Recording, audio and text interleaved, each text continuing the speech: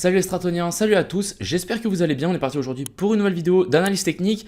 Il s'est pas passé grand chose sur le BTC, mais il y a quand même pas mal de choses à dire. Le décor derrière moi a changé parce que, pour les gens qui savent pas, je suis du coup un mois à Bali. Je vais continuer à faire mes petites vidéos comme d'habitude, et je pense que le décor changera dans 2 semaines environ.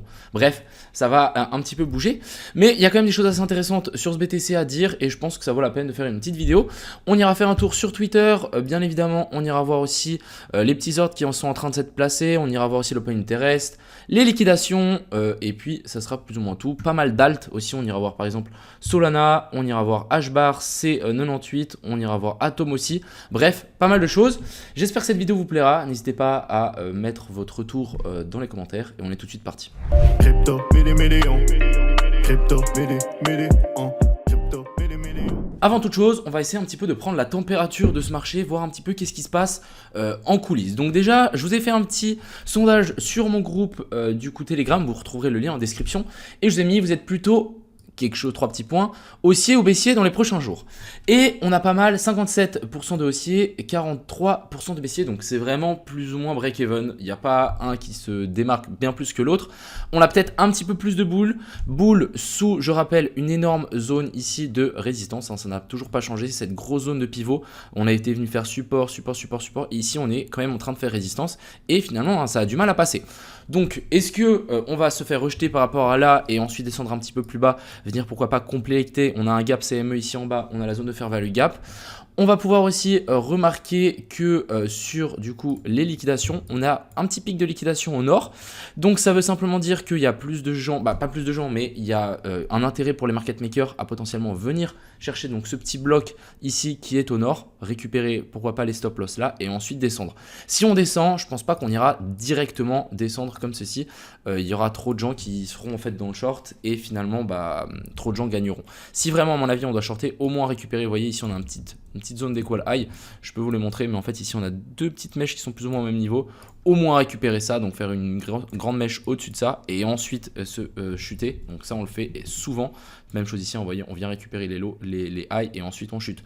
Même chose ici, on vient récupérer le low et ensuite on part dans l'autre sens. Donc pourquoi pas faire la même chose ici? Vous voyez ici même la mèche, on vient récupérer les derniers hauts et ensuite on chute. Donc ce que je verrai avant toute chute, c'est quand même un petit regain de hausse, récupérer ça. Ensuite ici, du côté de l'open interest, on peut voir que c'est assez neutre. On monte, on descend, c'est vraiment du zigzag. Même chose ici, hein, la chart qui est vraiment pas ouf. On a des petits ordres ici, donc j'ai l'impression qu'il y a des gens qui veulent essayer de protéger ce plus bas. C'est pas si bête parce qu'en fait on est dans une zone OTE, donc la petite zone OTE qui est juste ici. Vous voyez ici, hop. Donc je vais pouvoir dézoomer ça, je vous montre. Mais en gros, je rappelle qu'on avait cette inversion de structure. Ensuite, on redescend chercher la zone OTE. On revient faire du coup un boss qui est là. On en a même un autre qui est là. Donc magnifique. Inversion de la structure ici aussi. On revient chercher cette zone OTE. Et du coup, en théorie, si on est haussier, il faut absolument que cette zone tienne. Si vraiment on arrive à tenir et nous former un nouveau plus haut avec une jolie classure au-dessus de ça et pas de réintégration, quand je dis bien pas de réintégration, c'est qu'on ne revienne pas directement dans en fait ce range. Là ça peut être plutôt pas mal et qu'on commence à latéraliser ici vers la zone des 30 000, là on pourra sans doute pousser plus haut. Mais tant qu'on n'a pas ça, franchement c'est extrêmement compliqué de trouver un scénario plutôt possible. Il faut juste simplement attendre qu'il y a de la volatilité qui arrive, mais en regardant la charte comme ceci, je suis plutôt haussier sous résistance, c'est mauvais signe. Donc vraiment j'ai des choses qui me disent ok il faut être haussier, j'ai des choses qui me disent qu'il faut être baissier, donc clairement il faut patienter si on est autant indécis que ça. Je vous ai montré ça, ensuite ça c'était une petite analyse sur le DYDX qu'on ira checker tout à l'heure, mais voilà on a quand même récupéré cette mèche là, donc à voir si est-ce que cette zone va tenir. Si on tient pas, là c'est clair et net que ça va s'accélérer et ça c'est plutôt bon signe pour le BTC hein, clairement. Sur Twitter je voulais vous montrer, donc je vous l'ai déjà montré hein, ça c'est le setup actuel que j'ai là maintenant hein. Donc c'est comme ça. Donc c'est pour ça que j'ai mis punaise sur le BTC est mort, il ne se passe rien. Exactement, il se passe pas grand chose et du coup il faut clairement patienter. Ensuite ce qu'on peut aller checker c'est quand même du coup les funding rate, c'est plutôt neutre, donc on a non plus pas un camp qui se démarque de l'un de l'autre. On a le CVD en spot qui est un peu en train de baisser, donc vraiment rien de bien fou. L'open interest qui monte ici, donc vous voyez il est remonté, on a chuté, il a rebaissé, donc vraiment pas du tout serein. On peut voir ici par contre les funding qui étaient vraiment verts, on est passé dans le rouge. Donc soit les longues ont cut leur longue, soit il y a énormément de shorts qui sont entrés sur le marché. Mais je pense que c'est plutôt des shorts qui sont entrés sur le marché parce qu'ici on voit bien que il y a des gens qui vont se faire liquider juste pas forcément qu'ils vont se faire liquider, mais il y a une belle zone, un petit pic de liquidation juste au nord. Donc perso, je pense qu'on peut s'attendre à une petite hausse. Ce qui serait assez intéressant ici de voir, c'est pourquoi pas une inversion de structure. Donc, vous nous faire une clôture en dessous de ça, on réintègre, on fait une clôture au-dessus de ça. Là, pourquoi pas ouvrir un long avec un stop loss ici et on target ces plus hauts là. Donc, ça, c'est vraiment un des scénarios les plus basiques qu'on peut avoir. J'espère qu'on va avoir un truc simple et efficace, pas qu'on se prenne la tête. Mais voilà, pour le moment, j'ai que ça en tête et il faut simplement patienter sur ce BTC. On peut peut-être aussi checker le BTC donc à l'envers. C'est toujours assez intéressant de le faire, je trouve. Est-ce que ici vous voulez long ou short? C'est autant simple que ça. On a une grosse zone de pivot, hein, c'est toujours la même, et ici on est vraiment posé dessus. Donc d'après vous, ici, qu'est-ce que vous voulez faire? Vous voulez long ou short? Et là, je pense qu'il y a beaucoup de gens qui étaient en train de long avant, qui veulent aussi long cette charte. Donc là, il y a une incohérence tout simplement, parce que si vous longuez la charte à l'envers et pas à l'envers, c'est que vous allez dans le même sens. Mais c'est vrai qu'en checkant comme ça, on a bien envie que ça pousse. Donc pourquoi pas faire une dernière petite mèche, récupérer ça, hop, ensuite on regrimpe. Chercher les zones ici, je sais pas, de fair value gap, la zone de le gap CME et ensuite tout péter vers le bas.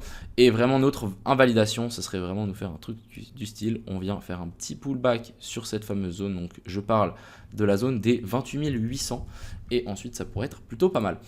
Du côté de la dominance du BTC, on est toujours un petit peu en train de toper, il se passe pas grand chose, on a l'Ethereum qui suit plus ou moins le BTC, mais voilà, ici on est toujours en train de latéraliser, donc rien à dire par rapport à ça. Du côté de l'Ethereum, donc l'Ethereum un peu différent, on a quand même passé par-dessus notre fameuse zone ici de résistance. Donc ça c'est plutôt une excellente chose et du coup maintenant on est potentiellement en train de faire un rebond. Vous voyez même ici quand on est venu corriger, on n'est même pas venu chercher la zone ETE, donc c'est un peu dommage.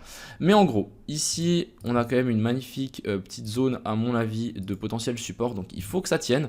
Je pense qu'on peut même la tirer un petit peu plus bas, mais en gros vous avez compris que là on veut que ça tienne. Si ça tient pas, ça veut simplement dire que ici on a fait accumulation, donc on a accumulé. On a stagné. Ensuite, ici au nord, qu'est-ce qu'on vient faire? Notre petite zone de manipulation. On piège les boules, on liquide les gens qui sont en train de shorter. Et ensuite, réintégration. Et là, on est à la phase vraiment d'extension. Et là, ça peut aller très vite. On peut chuter très très fort et venir chercher la grosse zone ici de fair value gap qu'on a laissé. Je rappelle que cette zone de fair value gap, il y a de fortes chances qu'on vienne la récupérer. En plus, on est venu faire un nouveau sommet. Donc, pourquoi pas en fait corriger de tout ce rallye, là, ce mini rallye, dans la zone OTE. Donc, zone OTE, je rappelle, là, on a notre zone OTE plus la zone de fair value gap. Ça peut être très intéressant, un potentiel long ici vers la zone des 1580 à environ 1500. Donc pourquoi pas, mettez des alertes par ici. Je vais en mettre une aussi à partir juste en dessous de ce plus bas là. Et on va patienter. Ça sert à rien de se prendre la tête, clairement.